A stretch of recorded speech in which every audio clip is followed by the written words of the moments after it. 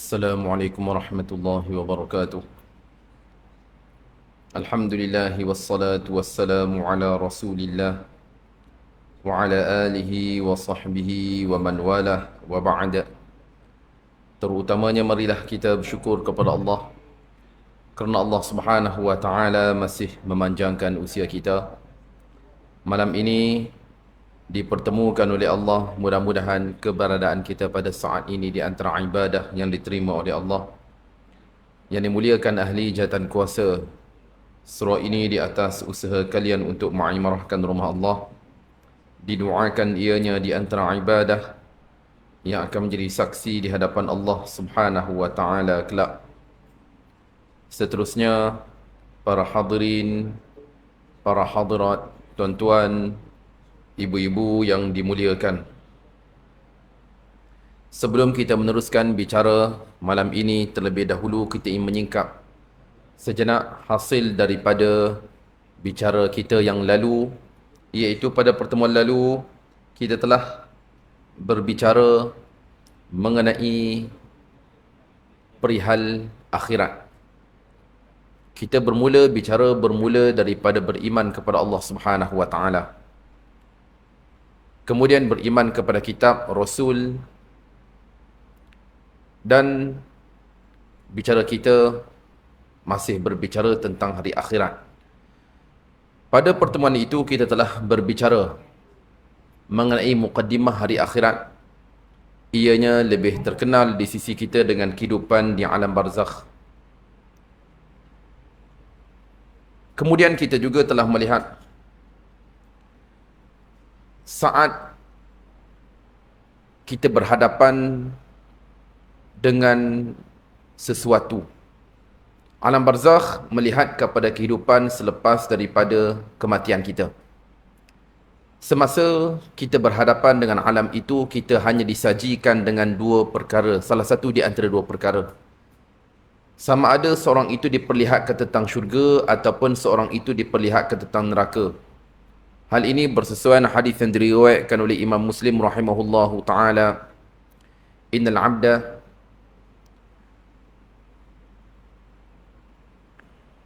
inna ahadakum idza mata urida alaihi maq'aduhu bil ghadati wal 'ashi in kana min ahli al jannati famin ahli al jannati wa in kana min ahli an nari famin ahli an nar fayuqalu hadha maq'aduka hatta yab'athaka Allahu yaumal qiyamah. Artinya, sesungguhnya salah seorang di antara kalian apabila ia mati, diperlihatkan ke atasnya tempat duduknya di pagi dan di petang hari. Sekiranya dia dari kalangan penghuni syurga, dia akan diperlihatkan tentang syurga. Sekiranya dia di kalangan penghuni neraka, dia akan diperlihatkan tentang neraka. Maka dikatakan, yakni kepadanya, ini adalah tempat dudukmu sehingga Allah membangkitkanmu pada hari kiamat. Saat kita melihat hadis di atas, hadis ini menyatakan kepada kita tentang situasi yang akan dilalui oleh manusia. Oleh saya, oleh tuan-tuan. Iaitu bila kita mati nanti, kita akan diperlihatkan sama ada syurga ataupun neraka. Maknanya tak kira siapa itulah situasinya, tuan-tuan. Kemudian, sekiranya dia diperlihatkan tentang syurga, yakni sepanjang barzakhnya, hanya melihat syurga, kelak pada hari akhirat, dia dari kalangan penghuni syurga. Sekiranya dia dari kalangan penghuni neraka pada hari akhirat, sepanjang barzakhnya dia diperlihatkan tentang neraka. Kejap. Maksudnya, Nabi Muhammad SAW telah pun wafat lebih 1400 tahun dahulu, dan saat ini Rasulullah sedang diperlihatkan tentang syurga. Betul Haji? Nabi Adam telah wafat, tuan-tuan, mungkin puluhan ribu tahun dahulu. Mungkin ratusan ribu tahun dahulu. Jadi saat ini dia diperlihatkan tentang syurga. Betul. Kemudian kaum Ad yang telah dibinasakan oleh Allah, saat ini diperlihatkan tentang neraka ke? Betul Haji? Sedangkan kelak mereka akan dimasukkan ke dalam neraka pada hari akhirat. Manakala hadis itu bersesuaian melalui firman Allah Subhanahu wa taala, cerita tentang individu yang cukup popular, tuan-tuan. Kalau ada anugerah bintang popular, tuan-tuan, mesti dia dapat set termnya. Siapa tu? Fir'aun. Kita lihat tuan-tuan, petikan dari juzuk 24. Popular individu ni tuan-tuan, tak pernah jatuh dia punya ranking tuan-tuan. Rankingnya tak pernah jatuh, Fir'aun orangnya. Kita lihat muka surat 472. Muka surat 472. Tuan-tuan, ibu-ibu perhatikan. Saat ini, ketika ini, apa yang sedang dihadapi oleh Fir'aun? Fir'aun dibinasakan dalam peristiwa yang terkenal tuan-tuan, saat beliau berhadapan dengan Nabi Musa dalam peristiwa belahan laut. Muka surat 472. Ayat 45. Terus kita lihat terjemahan. Maka Allah memeliharanya, yakni Nabi Musa, daripada kejahatan tipu daya mereka, sedangkan Fir'aun berserta kaumnya dikepung oleh azab yang sangat buruk. Apa tu? Ayat 46. Kepada mereka diperlihatkan neraka pada pagi dan petang hari, dan pada hari terjadinya kiamat, yakni ketika ni Fir'aun dan kaumnya yang tidak beriman kepada Allah, mereka diperlihatkan tentang neraka pada pagi petang hari. Dan pada hari terjadinya kiamat, yakni dikatakan kepada mereka, masukkanlah Fir'aun dan kaumnya ke dalam azab yang sangat keras. Kejap. Maksudnya saat ini Fir'aun sedang diperlihatkan tentang neraka. Betul. Belum lagi dimasukkan dalam neraka tuan-tuan. Belum lagi diperlihatkan. Kemudian kelak pada hari kiamat dikatakan kepada dia dan juga kaumnya, masuklah kalian. Oh, maknanya baru masuk nanti pada hari kiamat. Saat ini diperlihatkan.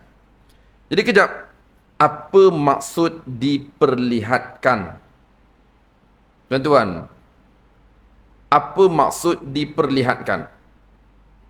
Jadi di sini saya ringkaskan bicara daripada pengarang. Bicara daripada pengarang tuan-tuan, iaitu maksud diperlihatkan di sini sesungguhnya seorang yang sedang tidur. Kejap, apa tu?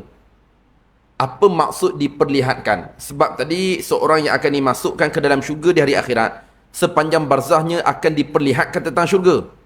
Seorang yang akan dimasukkan ke dalam neraka pada hari akhirat, sepanjang barzahnya dia akan diperlihatkan tentang neraka. Itu satu. Jadi soalan dia, Allah dah tahu ke? Sedangkan hisab belum lagi berlaku. Kebangkitan belum lagi. Kita meninggal tu, terus kita akan diperlihatkan sama ada syurga ataupun neraka. Jadi Allah dah tahu ke di mana tempat akhir kita, syurga ataupun neraka? Jawapannya Haji, Allah dah tahu. Padahal hisab belum lagi tuan-tuan, Allah dah tahu. Jadi hisab, ianya adalah hari saat kita diperlihatkan tentang amalan kan? Betul? Tuan-tuan, bahkan kita ditegah untuk mempertikaikan pada hari itu. Hanya diperlihatkan sahaja amalan kita. Kita kembali pada poin tadi. Apa maksud diperlihatkan? Fir'aun saat ini diperlihatkan tentang neraka. Para anbiya alaihimussalatu wassalam ketika ini diperlihatkan tentang syurga. Mereka yang akan dimasukkan ke dalam syurga pada hari akhirat, ketika ini mereka sedang diperlihatkan tentang syurga di alam barzakh. Persoalan, apakah yang dimaksudkan dengan diperlihatkan? Sama ke seperti mana kita tengok TV? Tuan-tuan, sama ke tak dengan kita tengok TV ya? Okey, begini tuan-tuan. Hari ini sekiranya kita tengok handset kita, TV ke? Hari jarang-jarang lah, mungkin tuan-tuan pun jarang-jarang tengok TV tuan-tuan. Jarang-jarang kita tengok TV.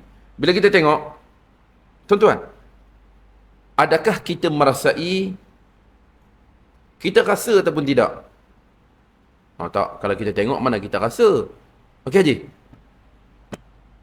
Yang dimaksudkan di sini, diperlihatkan sama ada syurga ataupun neraka, bukan seperti mana kita tengok sesuatu pada hari ini. Lepas tu, ianya lebih mirip seperti mana kita sedang bermimpi. Kejap. Maksudnya dia lebih seperti mana kita sedang bermimpi. Betul. Seperti mana kita bermimpi. Okey tuan-tuan, ibu-ibu, kita bermimpi kita rasa ataupun tak? Kita bermimpi kita memakan makanan yang lazat. Kita rasa ketika tu, ketika sedang kita bermimpi tu. Kita bermimpi kita berada di tandas qada hajat. Rasa ke tak tuan-tuan? Rasa? Saya yakin tuan-tuan mimpi ni biasa kita pernah mimpi dulu tuan-tuan. Mimpi pergi tandas. Kita rasa ataupun tak? Kita rasa. Haji bermimpi, haji memandu Ferrari. Ini mimpi orang lelaki, biasalah kereta, motor. Tuan-tuan. Mimpi orang perempuan, gelamas. Okay, jadi kita bermimpi, kita rasa tak? Rasa. Masa itu. Jadi perkara yang mengembirakan kita, terlebih dahulu perkara yang menduka citakan kita apabila kita bangun, kita melihat di sisi kita tidak seperti mana apa yang dimimpikan tadi. Ada juga mimpi yang menduka citakan kita. Meninggal ahli keluarga. Masa tengah mimpi itu tuan-tuan, memang kita sedih. Memang kita menangis dan kita rasa ketika itu. Saat kita bangun daripada tidur kita, yang mengembirakan kita, kita mengetahui itu hanya sekadar mimpi. Kembali pada poin tadi, maksud diperlihatkan di sini, kata Syekh Abdul Majid Az-Zindani, melihat kepada kitab kita tuan-tuan, ianya bukan seperti mana apa yang kita lihat hari ini, sebaliknya lebih mirip seperti mana kita sedang bermimpi. Oh, maksudnya lah, Fir'aun saat ini, dia diperlihatkan tentang neraka. Bagi dirinya, dia merasai seolah-olah tuan-tuan, dia sedang bergeluman dalam neraka. Dia rasa macam tu. Dia rasa macam tu tuan-tuan. Macam dia sedang bergeluman dalam neraka tu. Betul Haji? Bukan bermaksud dia melihat, bila melihat semata tak rasa. Dia lebih mirip seperti mana bermimpi. Okey. Sebagai renungan, kita lihat petikan dari surah Yasin. Muka surat 443. Ayat 51. Terus saya baca terjemahannya. Lalu ditiuplah sangkakala, maka seketika itu mereka keluar daripada kuburnya, menuju kepada Tuhannya. Bila kita bangkitkan tuan-tuan, bila mereka dibangkitkan, mereka berkata, celakalah kami. Siapa yang membangkitkan kami daripada tempat tidur kami? Kejap. Maksudnya nanti bila kita bangun semula pada hari kiamat, kita rasa kita ni macam bangun tidur. Betul Haji? Kita rasa kita baru macam bangun tidur. Sepanjang barzakh, mudah-mudahan kita diperlihatkan tentang syurga tuan-tuan. Sebab jaminannya pada hari akhirat dimasukkan ke dalam syurga. Kita dibangkitkan, rupanya tak masuk lagi syurga. Oh, sepanjang barzakh mungkin ribuan tahun itu, kita hanya diperlihatkan tentang syurga sahaja. Ya, belum masuk lagi. Jadi maknanya masa tu masih lagi panjang lah. Wallahu ta'ala alam, manakala masanya cukup panjang tuan-tuan. Ini hanya diketahui oleh Allah Subhanahu Wa Ta'ala. Dan situasi saat kita dibangkitkan kelak, kita rasa seolah-olah kita baru bangun daripada tidur kita. Oh, maknanya sepanjang barzakh itu kita hanya macam bermimpi. Ya, itu yang dilalui oleh kita kelak. Kemudian, bila bicara tentang soal itu, soal tersebut, saya ingin mengambil sedikit masa tuan-tuan. Sebelum kita berbicara tentang soal kebangkitan. Sebelum kita berbicara tentang soal kebangkitan. Terlebih dahulu kita ingin menyatakan tentang pengakhiran alam terlebih dahulu. Sebab kebangkitan ini tuan-tuan, dia masanya lebih panjang. Lebih daripada itu. Dan ianya berlaku selepas tiupan sangkakala yang kedua. Jadi kita ingin berbicara sejenak beberapa peristiwa sebelum berlakunya tiupan sangkakala yang pertama, kemudian sangkakala yang pertama disusuli sangkakala yang kedua. Okey. Sebelum alam ini berakhir, Allah Subhanahu Wa Ta'ala menggerakkan beberapa sebab tuan-tuan. Kita maklum di antara peristiwa-peristiwa yang popular, keluarnya Ya'juj wa Ma'juj, betul. Ini di antara peristiwa besar kiamat tuan-tuan. Dan di antara peristiwa yang cukup terkenal tuan-tuan, iaitu keluarnya Dajjal. Betul Haji? Ini juga di antara tanda-tanda besar kiamat, Dajjal akan muncul. Dalam hadis diriwayatkan Imam Muslim rahimahullahu taala tuan-tuan, yakhruju Dajjalu fi ummati fayamkuthu arba'in. Kelak Dajjal akan keluar pada umatku. Maka dia akan tinggal sekitar 40 tahun. 40 tahun. Bila Dajjal keluar nanti, dia akan tinggal dengan manusia ketika itu selama 40 tahun. Kemudian Allah Subhanahu wa taala mengutus Nabi Isa alaihi salatu wassalam. Fayatlubuhu wa yuhlikuhu, maka Nabi Isa akan mencarinya dan membunuhnya. Dalam hadis tersebut tuan-tuan, Rasulullah berbicara ka'annahu Urwah bin Mas'udin. Seolah-olah persisnya Urwah ibn Mas'ud. Rupa Nabi Isa tu. Jadi bila Nabi Isa diutuskan oleh Allah, beliau akan mengejar dan mencari Dajjal. Kemudian dapat ke? Dapat tuan-tuan. Yang mana peristiwa ini berlaku di Syam. Manakala sebelum Nabi Isa berjaya membunuh Dajjal itu, Dajjal pergi ke arah Madinah. Manakala beliau terhalang daripada memasuki Madinah tuan-tuan. Ini Dajjal. Lalu malaikat memalingkannya dan dia melihat ke arah Syam dan dia pergi menuju ke Syam. Dan di sana dia akan dibinasakan. Saat Nabi Isa membinasakannya tuan-tuan, Dajjal pun mati di Syam. Oh, maknanya Dajjal dibunuh di Syam. Syam hari ini di mana? Syam hari ini secara umumnya melihat kepada 4 negara tuan-tuan. Syria, Lebanon, Jordan, Palestin. Ini negara Syam. Jadi ibu negaranya terletak di Syria, di Dimashq. Manakala saat Dajjal dibunuh di sana, Nabi Isa AS tinggal bersama dengan manusia selama 7 tahun. Saya ringkaskan ceritanya tuan-tuan. Ceritanya panjang. Jadi Nabi Isa tinggal selama 7 tahun. Manakala dalam tempoh 7 tahun itu, laisa baina thnaini adawah. Tidaklah di antara dua orang individu itu permusuhan. Oh, maknanya dalam tempoh 7 tahun, Nabi Isa dia akan membetulkan kehidupan semula lah. Kehidupan manusia. Dia reset semula tuan-tuan. Kehidupan manusia. Dalam hadis yang juga diriwayatkan Imam Muslim rahimahullahu taala tuan-tuan, di antara yang dilakukan oleh Nabi Isa alaihi salatu wassalam nanti saat kemunculannya, apa dia buatlah? Dia akan melaksanakan beberapa perkara tuan-tuan. Iaitu di antaranya salib akan dipatahkan. Sebab salib ini dinisbahkan kepada beliau.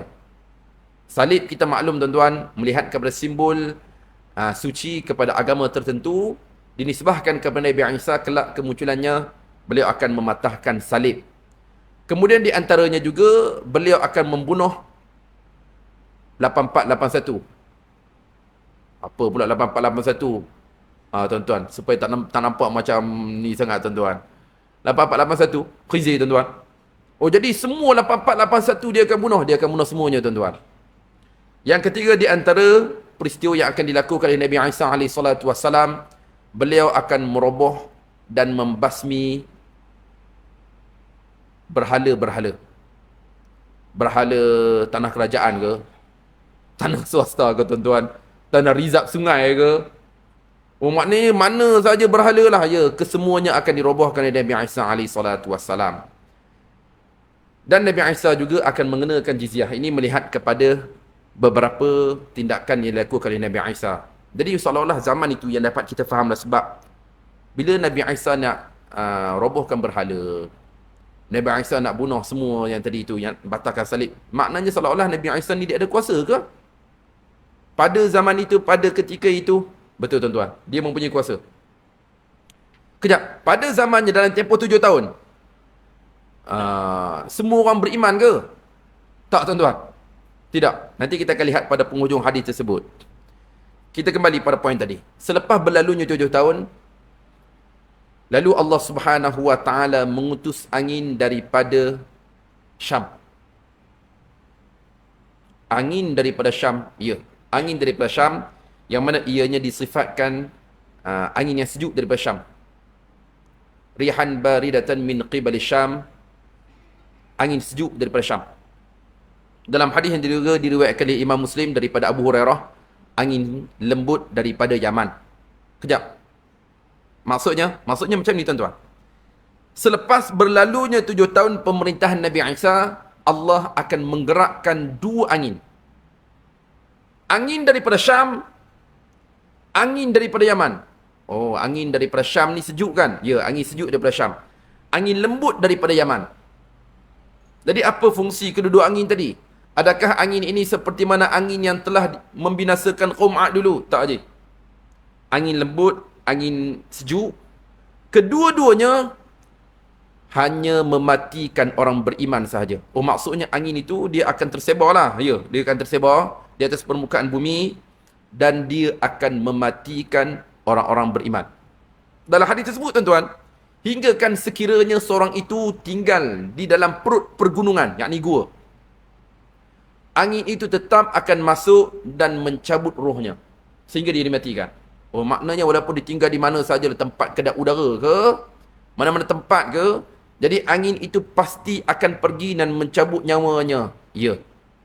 Dalam hadis diriwayatkan oleh Imam Muslim rahimahullah dari Abu Hurairah radhiyallahu taala anhu, Inna Allah yab'athu rihan minal yaman al-yana minal harir fala tad'u hadan fi qalbihi aw qala mithqalu habatin aw qala mithqalu dharratin min imanin illa qabadathu. Sesungguhnya Allah akan mengutus angin daripada Yaman, lebih lembut daripada kain sutera. Maka dia tidak akan membiarkan seorang pun yang terdapat di dalam dadanya, dalam hatinya sekelumit daripada zarah keimanan, melainkan pasti akan dicabut olehnya. Kejap. Maksudnya fungsi kedua angin tadi hanya mematikan orang beriman saja. Ya, hanya mematikan orang beriman. Walaupun imannya sekelumit saja akan dimatikan. Jadi maksudnya Nabi Isa juga dimatikan dalam peristiwa itu. Betul Haji? Semualah Nabi Isa. Kemudian sehingga sekecil-kecilnya mereka yang beriman, tuan-tuan, walaupun iman sekecil saja imannya, tetap akan dimatikan oleh Allah Subhanahu wa taala. Kemudian yang tinggal adalah mereka yang tidak beriman. Yang tinggal adalah mereka yang tidak beriman sahaja. Tuan-tuan, bila kita lihat pada hadis ini, semestinya kita memperbanyakkan berdoa kepada Allah. Sekiranya kita sempat dengan zaman itu, tuan-tuan, mudah-mudahan kita di antara mereka yang dimatikan oleh Allah dalam tiupan angin itu. Kenapa? Sebab yang dibiarkan hidup semua mereka yang tidak beriman. Mungkin tuan-tuan, ibu-ibu pernah mendengar tentang sepotong hadis, tuan-tuan. Hadis ini juga diriwayatkan oleh Imam Muslim rahimahullahu taala, la taqumus sa'atu hatta la yuqalu fil ardi Allah Allah. Kiamat tidak akan berlaku sehingga tidak disebut lagi di atas permukaan bumi Allah Allah. Kiamat tak akan berlaku, tuan-tuan. Pada saat berlakunya kiamat, ketika itu tak ada seorang pun menyebut Allah Allah. Kenapa jadi macam tu ah? Habis semua murtad ke? Tak, Haji. Peristiwa tadi semuanya telah dimatikan oleh Allah. Oh, itu ceritanya. Ya, itu ceritanya, tuan-tuan. Kita kembali pada poin tadi, pada hadis tersebut. Kemudian, bila semua orang meninggal, orang beriman yang meninggal, yang tinggalnya adalah mereka yang tidak beriman. Jadi apa gambarannya? Rasulullah SAW, tuan-tuan, yang ada pada ketika itu adalah mereka yang tidak mampu untuk mengubah kemungkaran. Benda baik pun mereka tak kenal dan mereka tidak mengubah kemungkaran. Yang ada pada ketika itulah. Lalu pada satu ketika, wahum fi dzalika danun rizquhum, dan mereka pada demikian itu berada di dalam kediaman mereka yang dilimpahi dengan rezeki mereka. Kejap, maksudnya kami pernah tengok TV, cerita, filem. Zaman tu seolah-olah macam zaman dah serabut, hancur lebur. Manusia ni hidup dalam kemiskinan. Manusia ni makan manusia juga. Betul ke? Tak, Haji. Dalam hadis ini Rasulullah menggambarkan kepada kita peristiwa sebelum berlakunya kiamat itu, mereka tadi yang telah beriman tadi, dan ketika mana mereka sedang berada dalam kediaman mereka yang dilimpahi dengan rezeki mereka. Kehidupan mereka macam mana? Hasanu aishuhum, kehidupan mereka juga baik. Oi, makna kehidupan mereka baik? Ya, kehidupan mereka baik, Haji. Rezeki mereka melimpah ruah pada zaman itu, pada saat itu. Bukan yang kita gambarkan hancur lebur, tak. Cantik, tempatnya okey, kehidupan mereka juga baik. Kemudian Allah Subhanahu wa taala meniup sangkakala yang pertama. Dan ada pun lelaki yang pertama mendengar tiupan sangkakala itu adalah seorang lelaki yang sedang berada dan membetulkan tempat minum untanya. Dia ada kandang unta, dia pengembala unta, dia tengah betulkan kandang unta dia, tuan-tuan, tempat minum. Dia adalah manusia pertama yang mendengar tiupan sangkakala. Matilah dia dan matilah manusia keseluruhannya. Jadi maksudnya bermulalah saat terjadinya pengakhiran alam. Jadi ini di antara peristiwa akhir, tuan-tuan, peristiwa akhir, iaitu pertemuan Nabi Isa dan juga Dajjal. Kemudian orang beriman dimatikan oleh Allah. Kemudian Allah meninggalkan mereka yang tidak beriman untuk terus hidup. Kenapa? Sebab mereka akan diazab berserta dengan pengakhiran alam. Jadi nak tanya, dalam hadis tersebut ada cerita tak selepas orang beriman dimatikan dalam peristiwa tiupan angin tadi, ada tempoh jangka masa ke sebelum berlakunya kiamat? Tak, tuan-tuan. Rasulullah tidak berbicara tentang jangka masanya, tempohnya. Jadi itu hanya yang dibicarakan oleh baginda Nabi SAW. Maksudnya mungkin jarak masanya tak lama, tuan-tuan. Selepas orang beriman dimatikan oleh Allah, kemudian sebelum ditiupnya sangkakala dalam peristiwa tadi, tuan-tuan, mungkin jarak masanya tidak lama, hanya diketahui oleh Allah Subhanahu wa taala. Kemudian kita kembali pada bicara, maknanya alam pun berakhir. Sebelum kita pergi pada pengakhiran alam, tuan-tuan, saya ada satu persoalan. Adakah berakhirnya alam ini, tuan-tuan, logik? Saya difahamkan, tuan-tuan, malam ni kuliah pertama ke lepas raya? Bukan dah? Dah ada dah? Dah ada dah. Okey, tuan-tuan. Adakah alam ini berakhir, tuan-tuan, diterima pada akal? Logik ke tak, tuan-tuan? Dunia ini akan berakhir. Kalau ditanya tentang prinsip iman kita, memang kita beriman alam ini mesti berakhir. Cuma saya ingin bertanya tentang soal logik. Diterima pada akal ataupun tidak, alam ini akan berakhir. Sebenarnya, tuan-tuan, alam ini berakhir diterima pada akal, logik. Logik, ya, logik. Hal ini merujuk kepada satu teori terkenal, tuan-tuan, yang diterokai pada tahun 2004. Mungkin tuan-tuan boleh search tentang teori ini, tuan-tuan. The Big Rip Theory. BIG sengkang RIP untuk Portugal. Koyakan besar. Jadi ianya bicara tentang pengakhiran alam ke? Ya, ianya bicara tentang pengakhiran alam, tuan-tuan. Dan ianya juga bukan sembang kedai kopi je. Sebaliknya ianya bersesuaian dengan pengkajian dan penemuan saintifik. Manakala penerokan awalnya, tuan-tuan, diterokai oleh Edwin Hubble, bicara tentang alam semesta yang sentiasa berkembang. Maknanya alam ini berkembang, kemudian ianya akan berakhir dengan koyakan dahsyat. Betul lagi. Ini melihat kepada secara umumnya pengakhiran alam itu adalah peristiwa yang pasti akan berlaku. Lalu alam ini pun berakhir. Yang dapat kami lihat tadi, pengakhiran alam ini hanya berlaku kepada mereka yang tidak beriman dan ianya adalah azab. Kejap. Poin yang kami dengar tadi, kiamat itu adalah azab. Kami nak tanya, mana sandaran? Sebab melihat kepada pengkajian dan penemuan saintifik pada zaman ini, pengakhiran alam itu adalah fenomena alam yang pasti berlaku. Statement tadi yang kami dengar, berakhirnya alam itu adalah azab daripada Allah. Seolah-olah berlaku kontradik di antara kedua-duanya. Begini, tuan-tuan. Yang menyatakan kiamat itu adalah azab bukan saya. Lepas tu siapa? Hal ini dinyatakan oleh pemilik alam ini sendiri, tuan-tuan. Allah Subhanahu wa taala yang menyatakan kiamat itu adalah azab. Bukan hanya sekadar fenomena alam, bahkan ianya adalah azab. Petikan dari suratul Hajj, juzuk 17, muka surat 332. Terus saya baca terjemahannya. Ayat pertama dan ayat yang kedua, suratul Hajj. Artinya, wahai manusia, bertakwalah kepada Tuhanmu.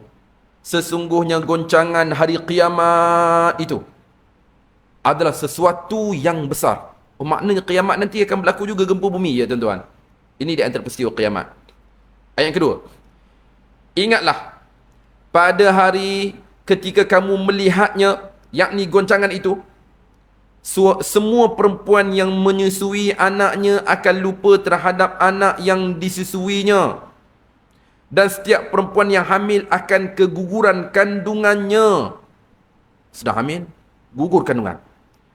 Dan kamu melihat manusia itu dalam keadaan mabuk, padahal sebenarnya mereka tidak mabuk. Kita lihat poin akhir. Tetapi azab Allah itu sangat pedih. Sekejap. Penghujung ayat yang kedua, Allah berfirman, dan tetapi azab Allah itu sangat dahsyat. Oi, maknanya kiamat itu adalah azab? Ya je, kiamat adalah azab. Bukan hanya sekadar fenomena alam, bahkan ianya adalah azab yang ditimpakan kepada mereka yang tidak beriman pada hari itu.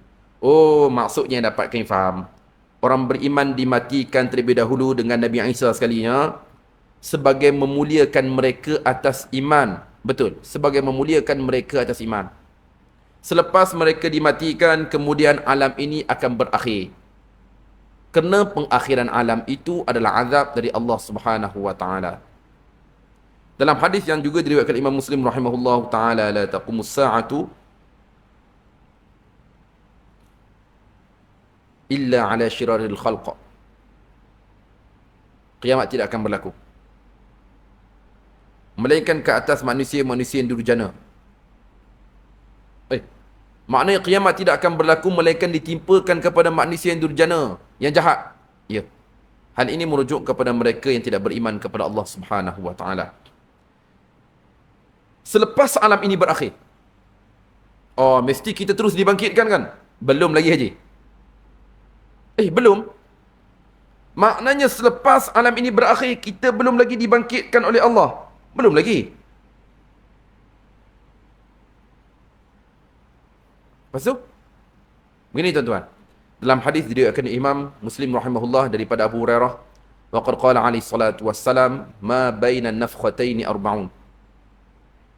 Tidaklah di antara dua tiupan sangkakala 40. Kejap. Maknanya sangkakala pertama, sangkakala yang kedua, ada jarak yang memisahkan di antara kedua-duanya. Betul, ada jarak. Selepas alam ini berakhir, tidak terus ditiup sangkakala yang kedua, tuan-tuan. Bahkan ada jarak yang memisahkan di antara kedua-duanya 40.